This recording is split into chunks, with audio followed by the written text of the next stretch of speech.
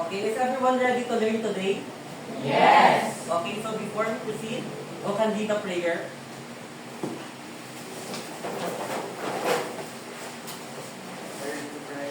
Yes, we are.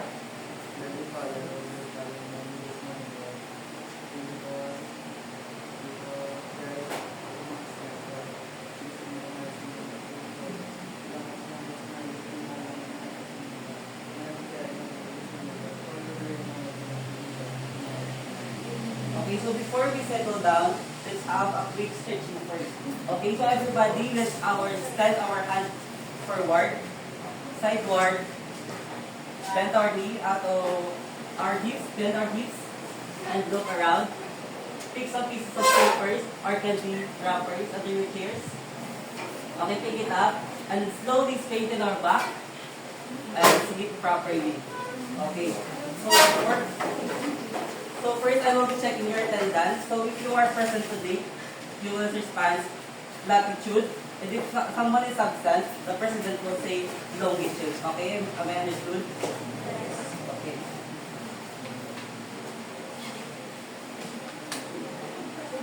By notice, please roll your F. Okay, Camille, John Work. Okay, Kadyo sa London Day. Escalera Juget. Tucson Race Michael. Pizarro PJ. Rascorofi. Nico Jeep. Alia Aljan. Angelo. French Kiven. Godfrey. Tiffany. Angel. Mika. Mary Grace. Ria Jean. Claribel. Stephanie. Precious. Princess. Christine. Casabel. Ruth. Rose Ann. Lorraine. Longitude. Elisha. Prisha. Lina Grace. And Bernalie. Last is Maria. Okay, so I may ask you first, class, how are you today? Are you feeling good or bad? Are you feeling good? Yes. Okay. So to make it short that you are with me during our discussion, may do those in your responses.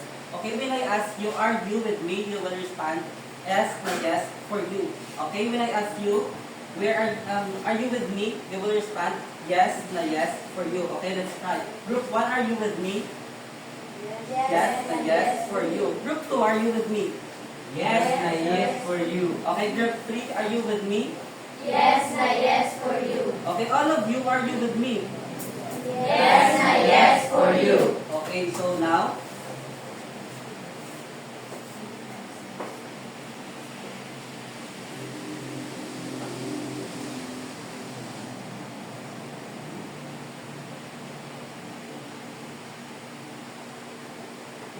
okay, so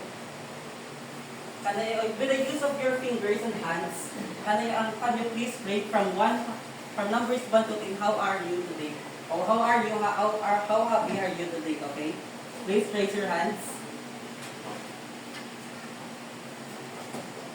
Okay, we have seen 5, 4, we have 3, we have 2, and we have 1. Okay, hands down.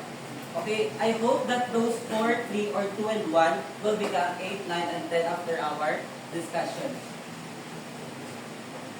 Okay, to maintain our classroom management in a conducive environment, let's have our classroom rules. Okay, first, we have prepare yourself and be ready. Second, maintain your focus. Third, refrain from making noises and no unnecessary actions. And third, of course, respect one another. 5, lastly, perform and participate after that. Is that clear, everyone? Yes. Is there any question? No. Okay, let's proceed. Okay, before we proceed to our new topic today, can we recall how, or di ba last time ng meeting na to, nung we discussed about how to locate places on Earth. Okay, who can recall, or who can recall of how to find the position of Earth? Okay, so review natin. Review 1. Okay, Rose Ann, please. Any points of earth and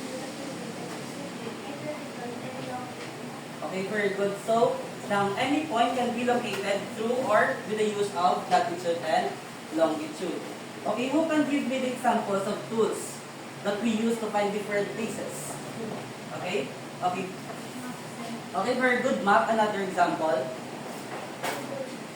Okay, very good. Google Map. Ang Google Map, kung sa tawag ginagamit sa bukas, modernized, di ba? Mas mapahapos sa atin.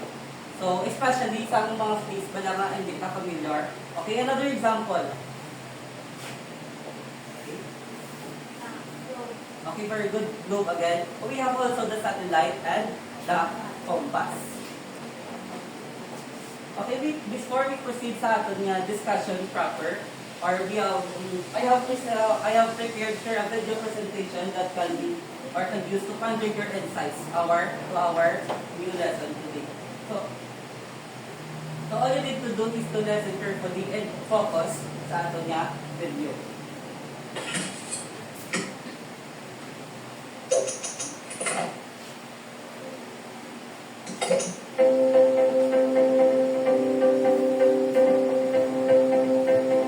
In part 1, you have learned that the latitudes are horizontal lines on the globe which are parallel from each other, while the longitudes are vertical lines on the globe that meet at the north and south poles.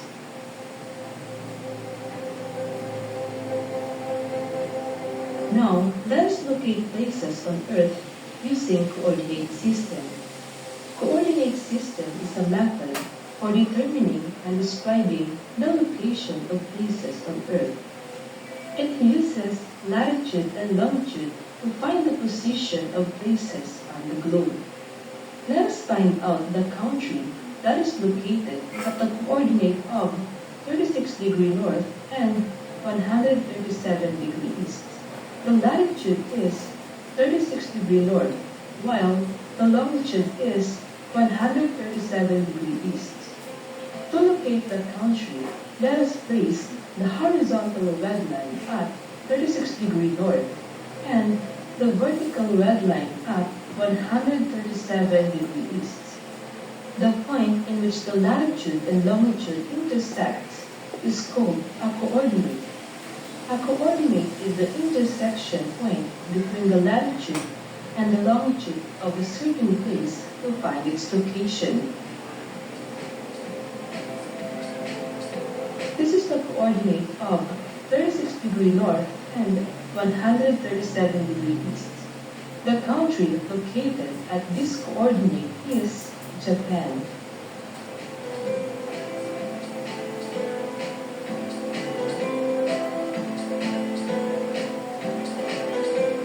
Another example. Let's find out the approximate coordinate of Taiwan. Let us put a dot on Taiwan and place a horizontal red line at 24 degree north and another vertical red line at 121 degree east that pass across the dot.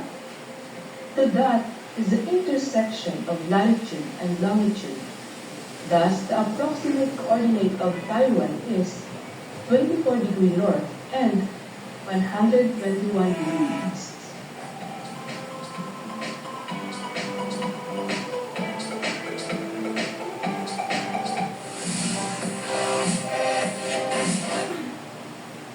Okay, so after watching the video, so what have you learned from the video clip? Okay, so Rose.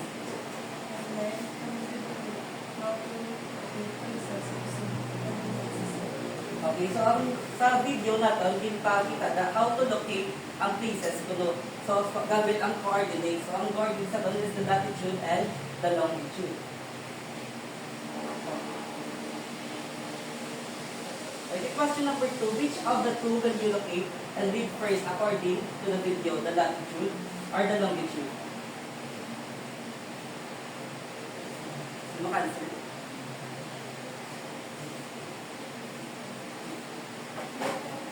Okay, very good. It's the latitude. So, first natin nga i-read or i-locate yan gamit ang is the latitude. Question number 3, is it possible to locate places by using the latitude and the longitude? How? Okay.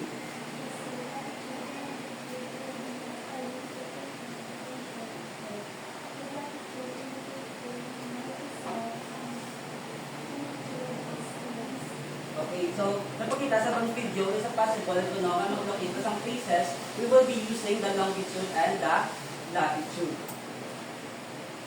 Okay, I will be presenting you our objectives today sa atong discussion is to demonstrate how places on Earth may be located using a coordinate system.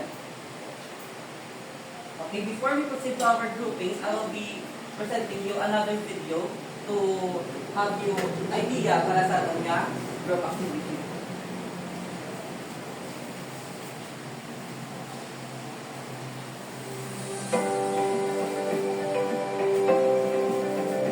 The Earth has many interesting and wonderful places that you can visit.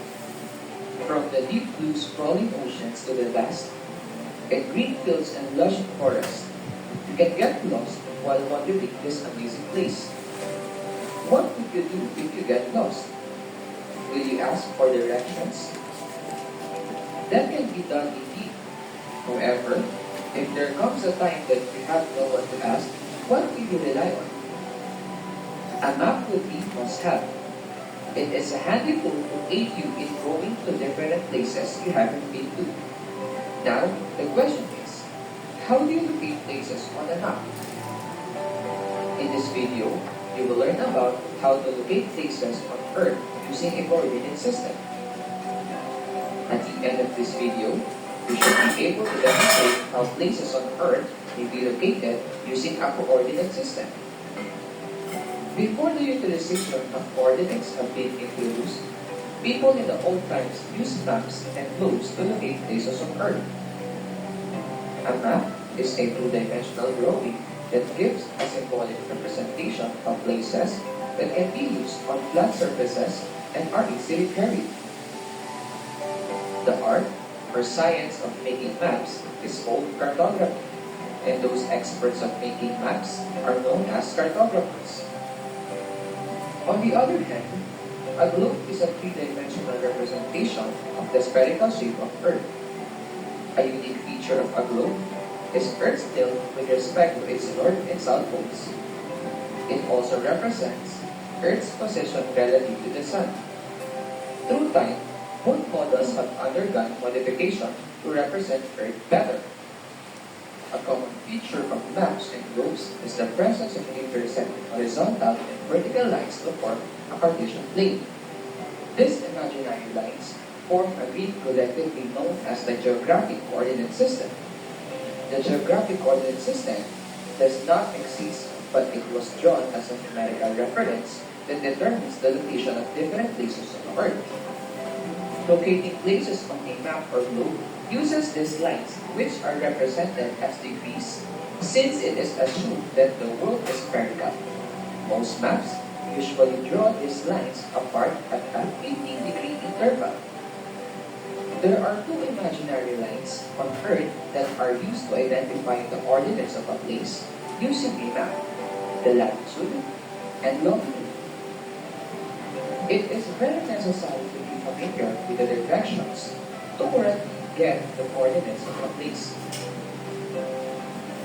Those lines which run horizontally from east to west are called latitudes.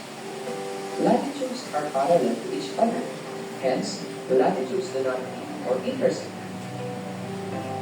The latitude which cuts the Earth in half dividing the northern and southern hemisphere is called the equator. As a reference point, the equator is read as 0-degree latitude. The degree increases as it approaches the two poles, which are read as 90 degrees north latitude or 90 degrees south latitude. Here are some other notable latitudes on the globe. The Arctic Circle is the latitude 66 degrees north. All locations falling north of this latitude are said to be the Arctic Circle. The latitude 23 degrees north is also known as the Tropic of Cancer. It marks the northernmost position on the Earth where the sun is directly overhead at least once a year. This happens during the June solstice, when the Earth's northern hemisphere is tilted towards the sun. The Antarctic Circle, on the other hand, is the latitude 66 degrees south. Any locations falling south of this latitude are said to be in the Antarctic Circle. The Tropic of Capricorn is the latitude that lies at 23 degrees south of the equator. It is the southernmost position on the globe where the sun is directly overhead during the December solstice. Lines that run from north to south are called longitudes. The longitude which passes through Greenwich, England, is called the primary region. The primary region divides the western and southern hemisphere of the world. As a reference point, the primary region is read as 0-degree longitude. The degree increases as it moves westward or eastward until it reaches the longitude opposite to the primary region, the antimeridian. Now, let's learn how to locate places on Earth using the coordinate system by following the simple steps. First step, provide the latitude which intersects the location. Determine the number of degrees from the equator. After writing the value, indicate its direction as north or south from the equator. Okay, so everybody, eyes on me, eyes on you. Okay, so our next, we will be grabbing our grouping. So I will be dividing you into 3 groups. So this group will be the group 1, this group will be the group 2, and this group will be the group 3. Okay, our activity for today is locating places in the Philippines. So may rules sa ato niya group. Number 1, the allotted time for this activity is 7 minutes.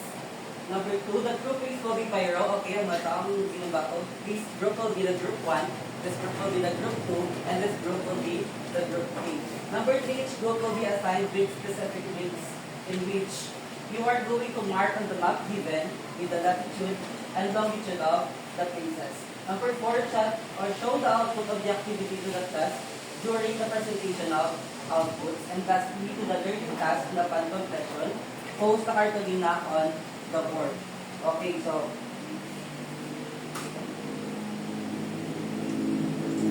each group will have an envelope where the instruction and the materials are kept.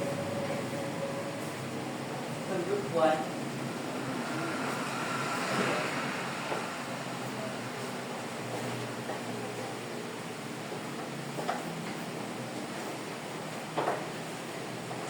Group 2. And group 3. So now that you are already in your group, you may now start.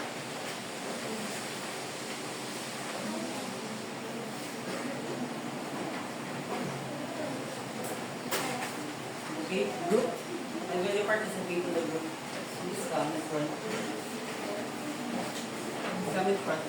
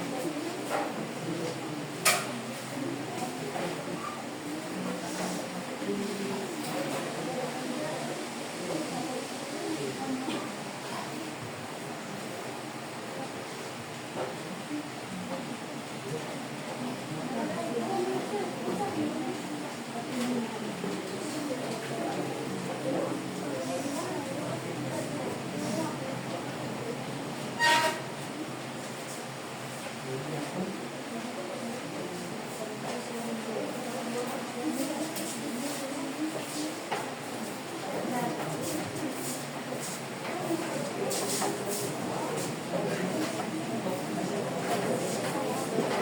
you done?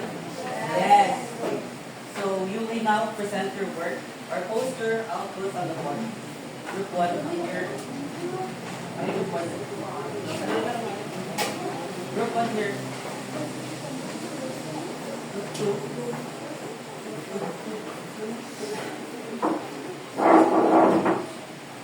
And group 3.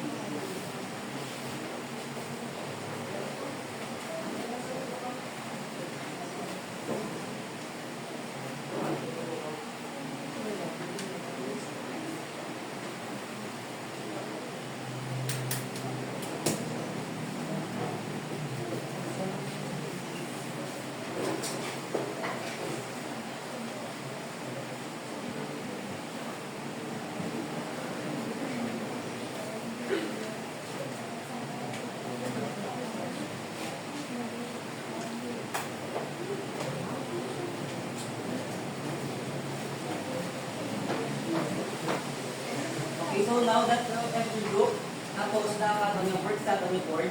So group 1, you may now present. Let's all welcome group 1 presenter.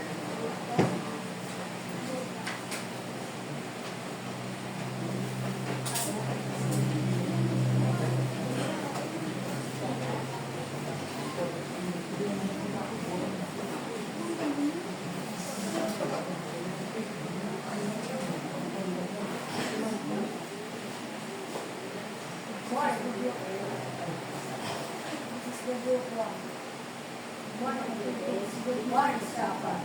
Good morning, partner. Nagbuba kang balita mula sa Siguro Island. Nakita natin ngayon sa maraming mga turista dito sa Siguro. Marami ay hindi nila alam na ang Siguro Island ay maraming very smart at ang visitor naman ay more than visitor. Yes. Hindi ko dito may partner kung may Siguro Island kang gano'n. Yes, partner. Okay, very good, group 1. So then everyone, give group 1 5 claps and say, Bongga. Okay? Bongga! Okay, let's proceed to group 2.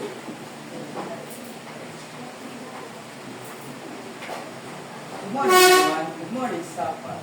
This is our presenting for group 2. Noong unang panahon, ang Mindoro ay pinangalan ng Minolo. Nang kalaunan, ang Minolo ay Rading Mindoro dahil sa mga Kastila. Ang Mindoro ay kilala sa wild sandwiches at wildlife preservation.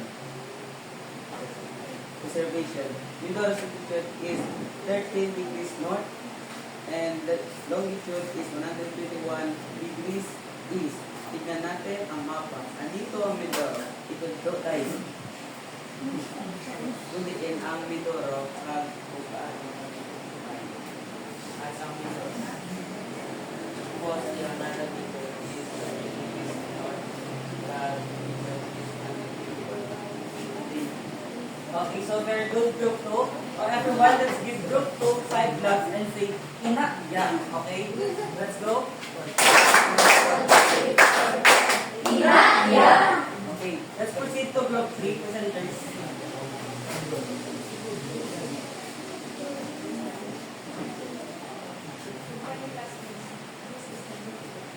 Welcome to Sama. We're seeing its sky, coordinates 11 degrees north, 135 degrees east, out as a last quarter of meters space, where time slows down against the rays. In the heart of the island, October lies, Asia's second largest economic rise. Pacific and Grand, and Bengal is all. Explore its depth, hear nature's song, from Ilana views, summer's beauty unfold. With mountains and rivers and beaches that grow, his territory and heart full and blessed, for in summer they find the rest. So welcome, dear guests, to this covenant feast, where every moment brings peace and release. In summer's grace, quiet your soul, make memories forever all. Thank you, group 3. So let's everyone give group 3 a 3 clap or 5 claps and say sagad. Okay? 1, 3, 4, 5. Sagad! okay. So,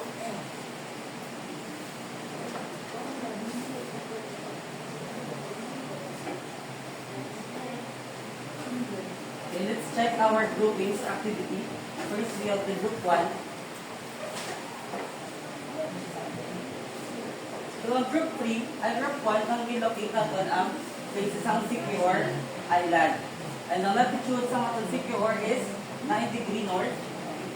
Check group 1. And ang longitude sa ating secure island is 123 degree north. Sa ating sa group 2, ilagay locate nga lugar is ang the Mindoro. Actually, ang latitude sa Mindoro is 13 degree north. At ang longitude sa Mindoro is 121 east. In our group 3, ang ilokita ng place of group 3 is ang Samar. Ang latitude natin sa Samar is 11 degree north. At ang latitude natin is 125 degrees east. Okay. So very good everyone for a job well done. So before we proceed, may mga essential questions natin from our groupings.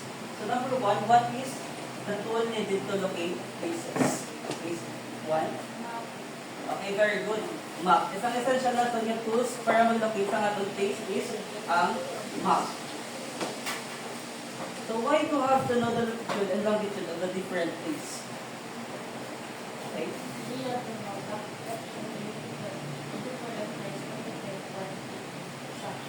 Okay, very good. Group 2. So third question is how you locate places on the map. Demonstrate how did you locate the place assigned to you. Okay, group 3.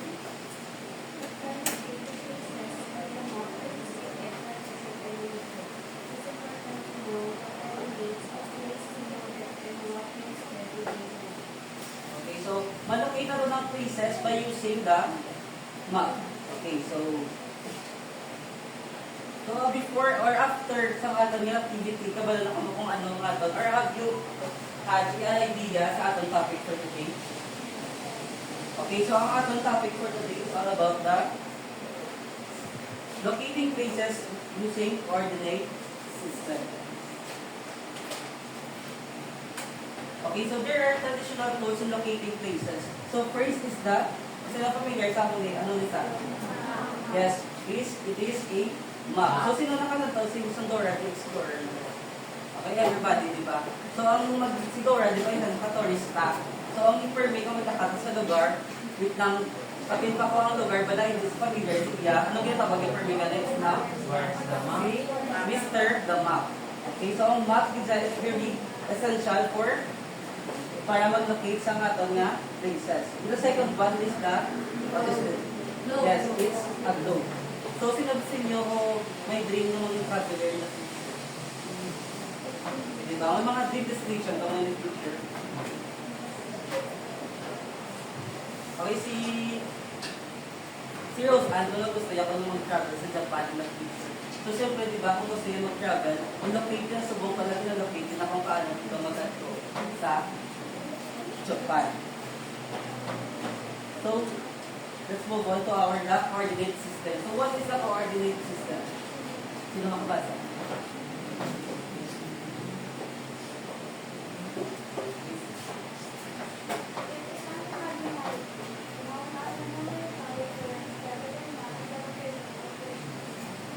Okay, ang coordinate system natin, it is an imaginary grid. So, may mga imaginary grid natin na makita, built as numerical reference that determines the location of the places. So, ang imaginary grid sa nito na coordinate system. So, observe the map and the globe. What do they share in common? Anong pinipariyo sa globe and map? Anyone? Okay, pareho sila kung may mga places. Ano pa again? Okay, sure pa.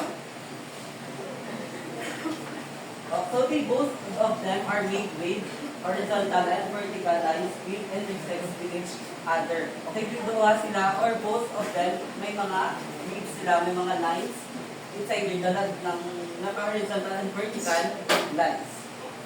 So we cannot really see the lines sa surface of the earth since they are called imaginary lines. So hindi na siya makita sa actual earth yet, kaya they are called as imaginary lines. Okay, let's proceed to latitudes. Kapag dito latitude.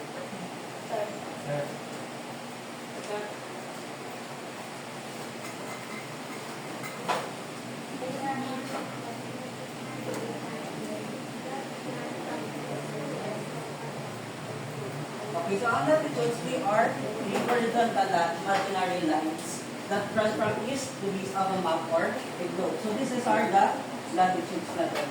Horizontal imaginary lines. Okay? Next is the equator. Open B.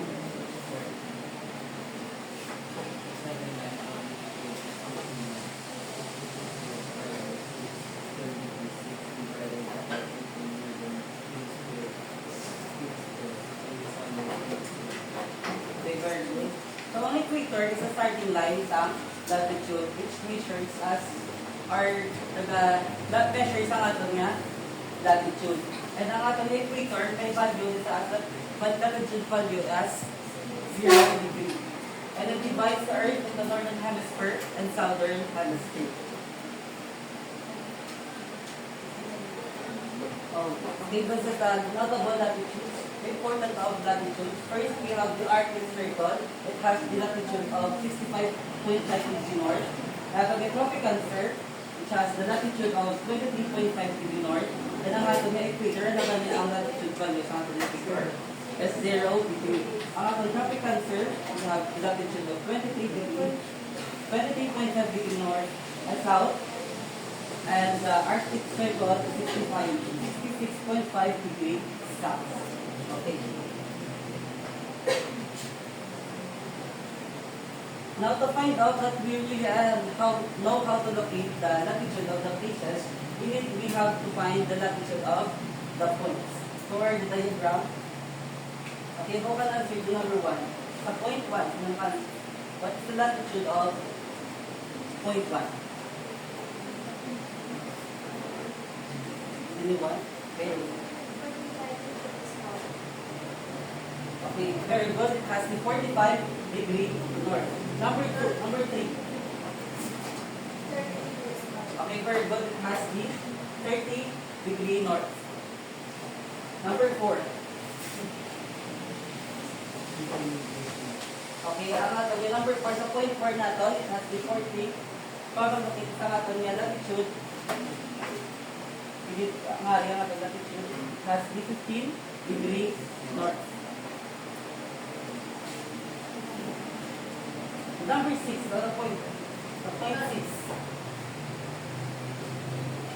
7 degrees. Okay, very good. It has the 7 degree north. Number 7. Okay. That's the 30 degree south.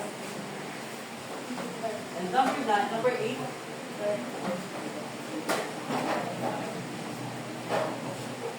Okay, sa point 8 na doon, it has the 45 degree south. And number 10. Okay, very good. Thank you. It has the latitude of 23.5 degree south. Okay, let's proceed to the longitudes. So, who can be the longitude?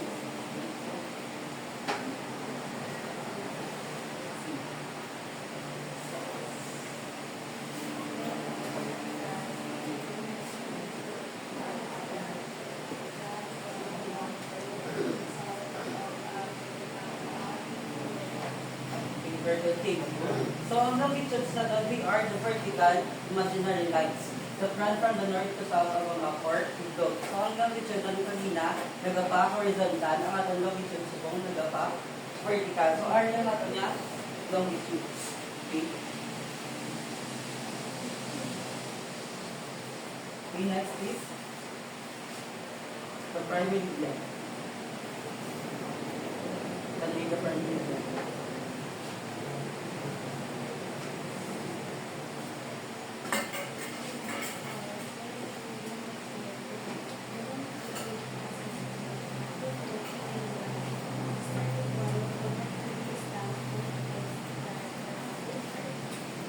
Yung primary blending na di ba nga equator na ito, nag-starting line isang lahat ng sa center exam.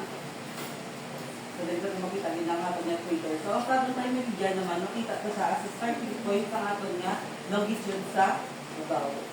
Okay? So, it has a 0 degree longitude and it starting point of measuring distance both east and east around Earth.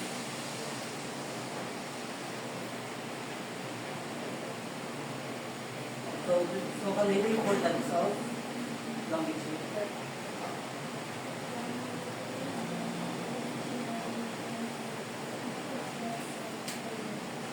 Okay, so importance of longitude natin. So ang atong primary dyan, it has 0 degree longitude, and while the international date time, it has a 180 longitude. So ang primary dyan natin, opposite sa aton, opposite side sa aton nga, blue. So now to test how to, if you really know how to locate the longitudes, just find out or find the longitudes of the points. Okay, yung answer number 1, the point 1. O nga ito niya. Iyo coming from. So, number 1 natin, yung longitude.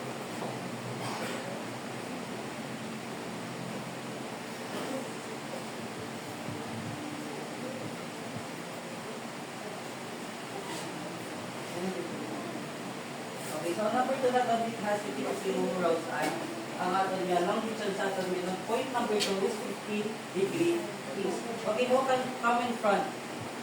Okay, so number 3, point 3. It only has the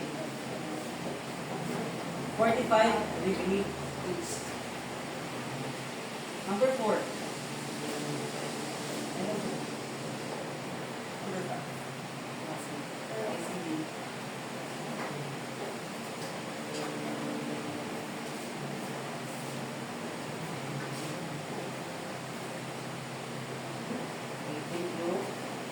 So it has the longitude of 15 degree west. How about number 6? Coming front.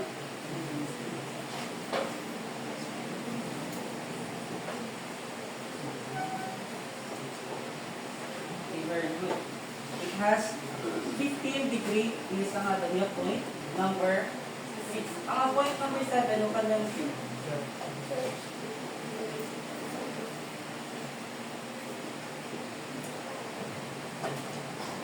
Good. Ang point 7 na po na to this side has 45 degree east. How about the point number 8?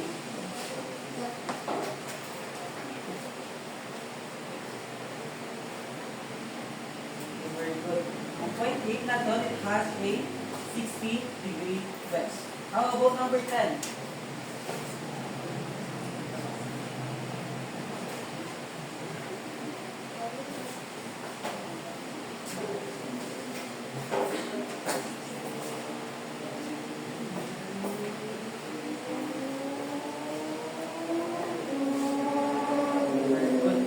Has a 60 degree east. Now to measure akong ato natin sa ato natunan. So let us na answer what am I?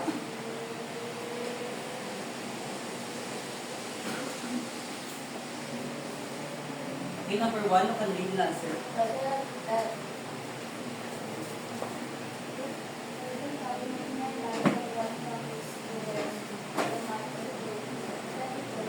Okay, very good. So, ang result ng imaginary lines natin gani, it is the latitude. Okay, very good.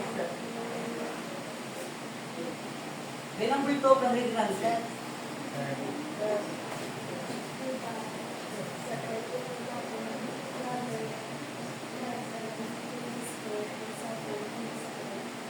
Okay, so thank you.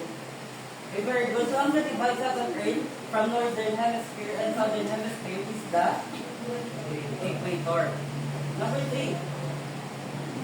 What is that?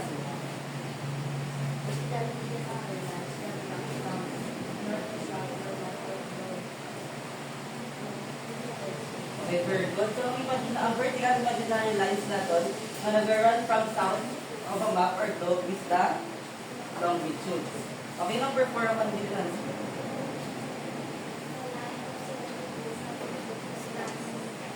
Okay, very good. It is the prime meridian. That's number 5.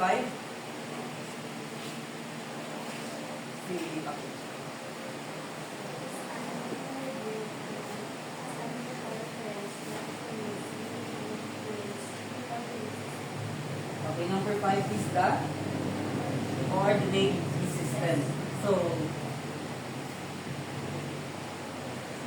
okay, kung master, pag ang aton niya, para mag-locate sa aton cases, we will be focusing on the map and find the coordinates of the Philippines. Okay, so, kita ang Philippines. Kita niyo ang Philippines, wala?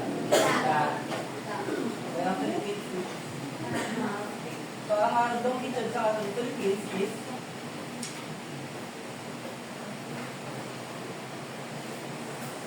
126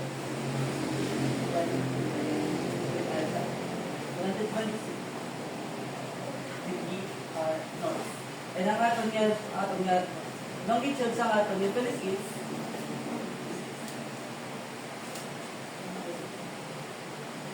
is 121 degree east. Okay.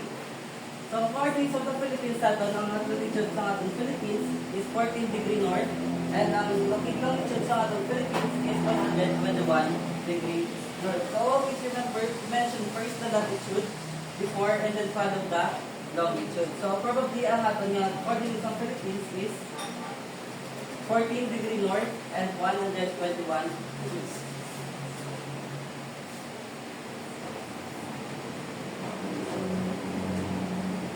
Okay, so, okay, per.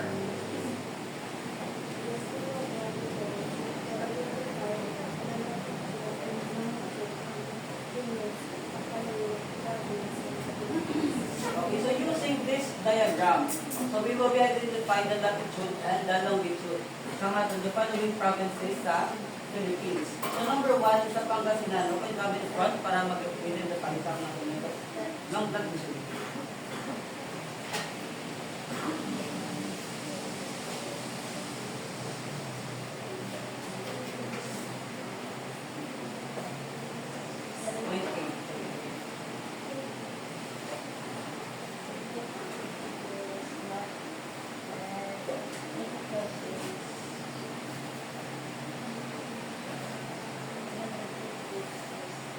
So, ang Pangasinan natin, it located in the area na longitude 17 degree north. Okay, how about the point B na Isabela? Okay na.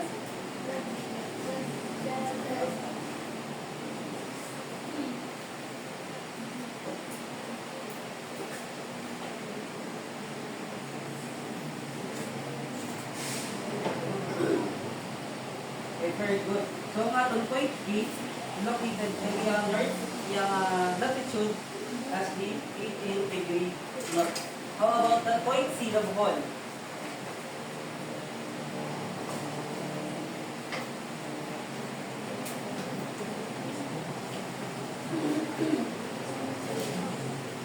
Very good. Sa atong point C, ang Bohol na located sa yung latitude as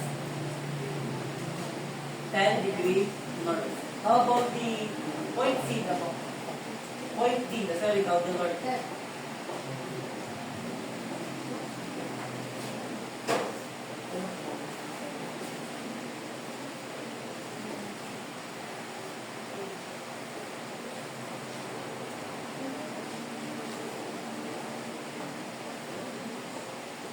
very good. So, ang ating latitude sa Surigao del Norte is 10 degree north. How about the Point E, the North Cotabato, can come in front. Anyone?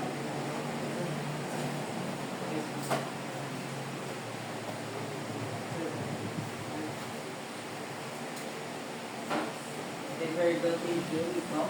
So, ang aton nga, ang latitude sa aton yung North Cotabato sa point E is the 7 degree. So, okay, let's move on sa longitude sa ang point A natin. No, can come in front. Okay,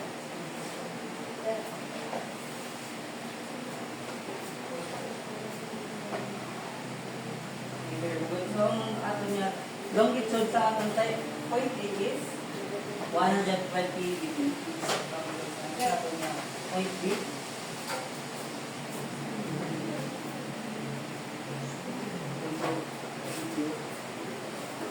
How about the point C?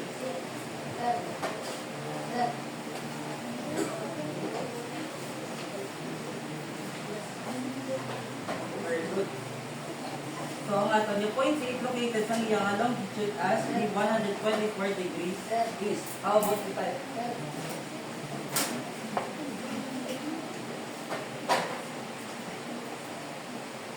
Very good. Ang longitude sa aton niya point C is 126 degrees. How about the last? The third.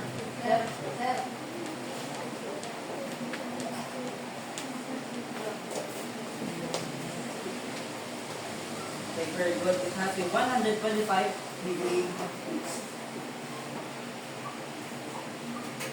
Okay, any question? Wow. So today, okay, this time we will be having our quiz. So you need to prepare 1/4 sheet of paper. Okay, group members, can you please take your activity sheets in board?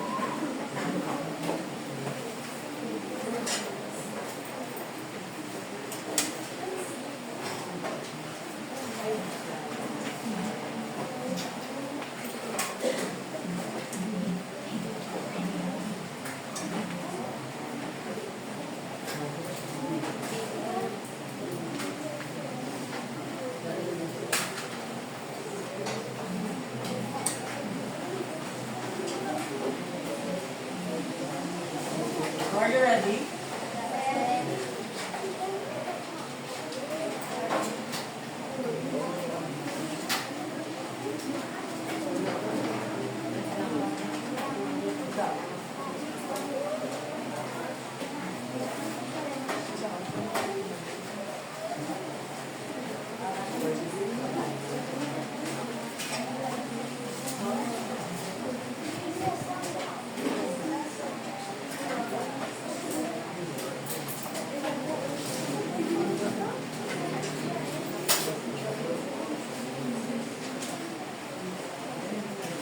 Okay, everyone is ready? Are you ready?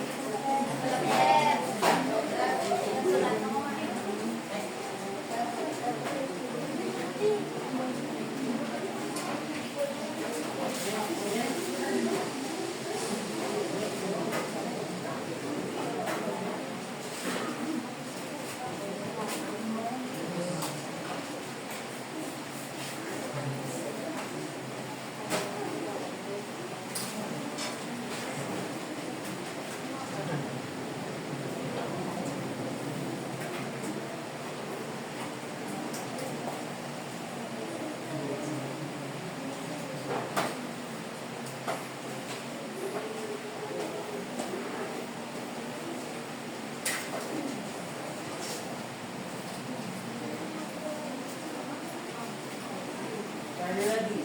Yes. Okay. So, eyes on the board.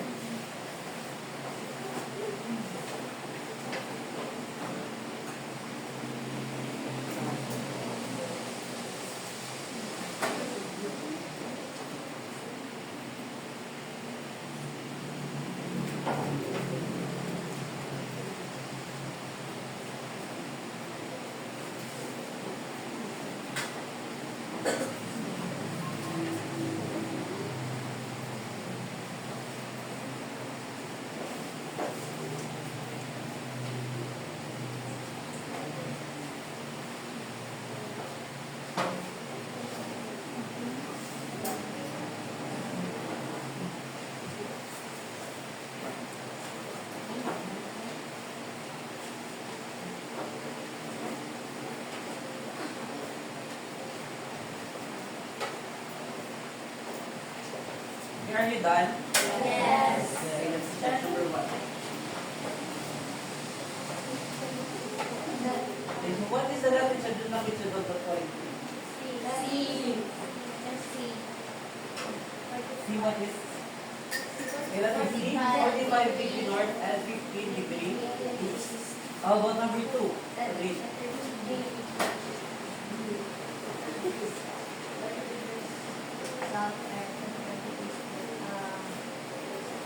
okay, letter D. 30 degrees south and 45 degree east. Number 3.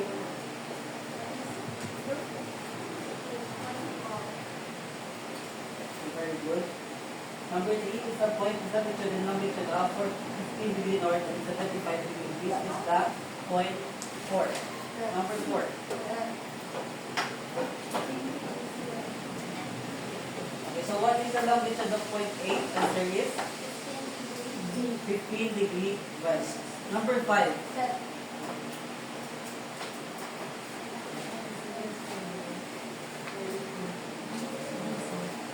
Okay, very good. So, ang latitude ng point 9 is that will be 45 degree south. Okay, is there any question? Okay, so let's proceed to understand. Moving to our assignment that will be passed tomorrow. Okay? So copy your assignment.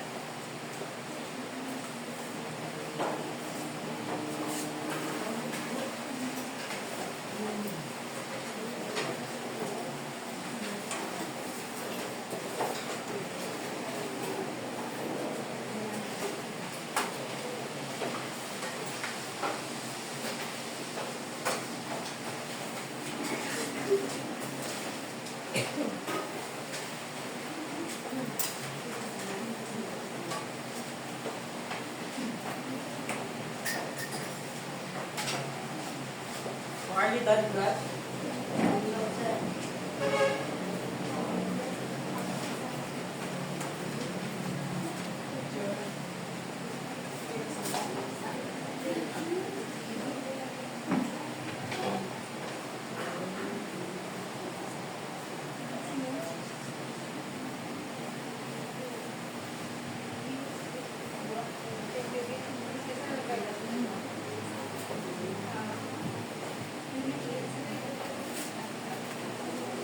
Are you done?